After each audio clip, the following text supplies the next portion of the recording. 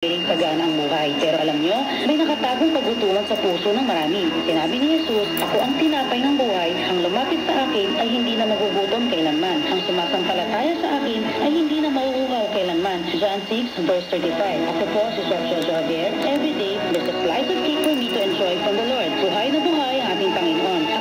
Sa inyong buhay, ang hatid ng Bahay at Buhay. Super Radio, DZBB, Sunday Prime Time. Pagbabalitang walang kinikilingan, walang pinoprotektahan, walang kasinungalingan, awang katotohanan lamang.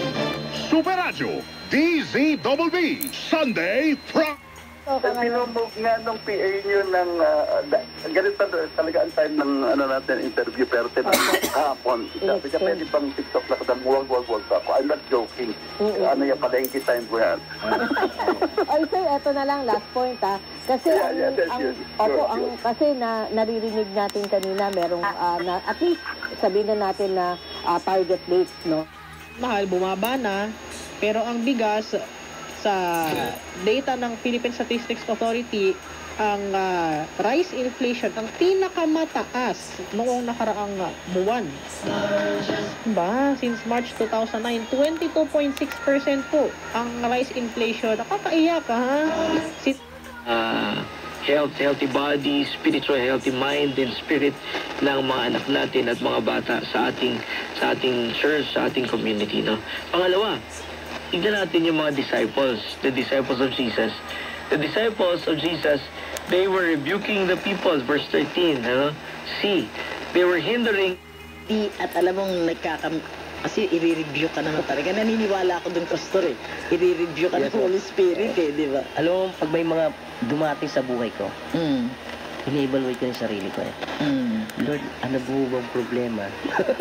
Meron po ba akong Kung sambayanan niyang banal. Ama namin, lumikha, kalugdan mo ang aming paghahain upang mga kasalanan naming hinihingi ng kapatawaran sa iyo ay matutuhan din namin ipatawad sa kapwa-tao sa pamamagitan ni Jesucristo kasama ng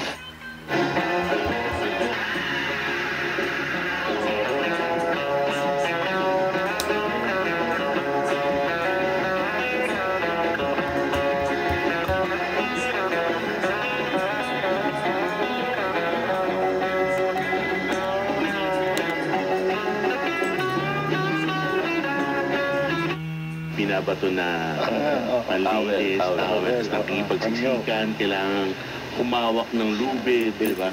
Minsan, we're caught up with this. Yung efforts natin nandito sa mga bagay na to. Pero, is it really deep cleansing us? Di ba?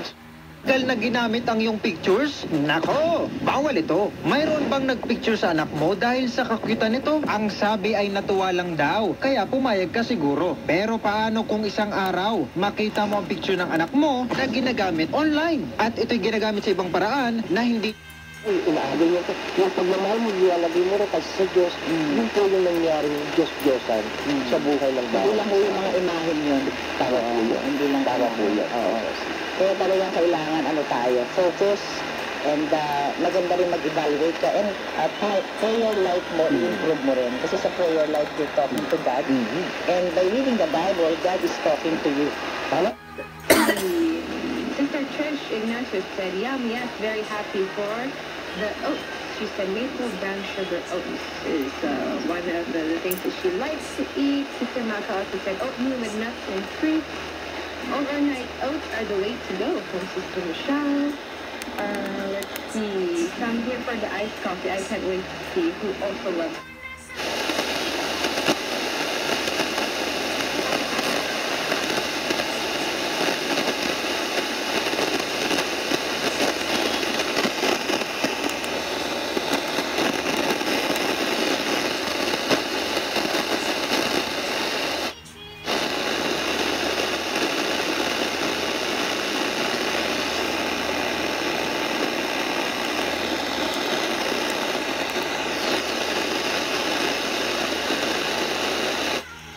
Etong 3D printing and robotics, nakipag-tie up po kami with Sir Benny Ito po, Philippine Technological Institute of Science, Arts and Trade, which is po yung school namin sa Manila. And then last February po, we have...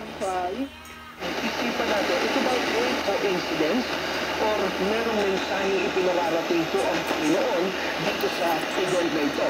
Kasi tingnan mo kung si Cosana, galing sa Argentina po, sa Buenos Aires ang kanyang diocese, doon din na kanyang syudad, tapos ang church na yun,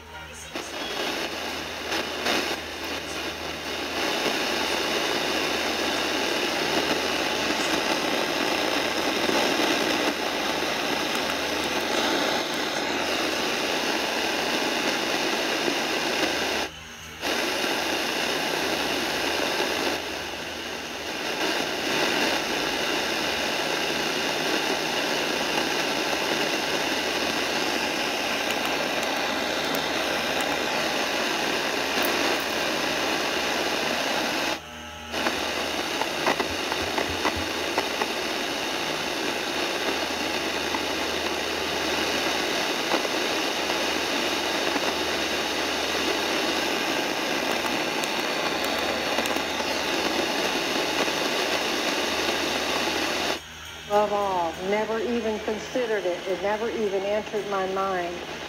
But God always chooses the one and only, the most unlikely. He always chooses the one person to do his will that no one else would have chosen.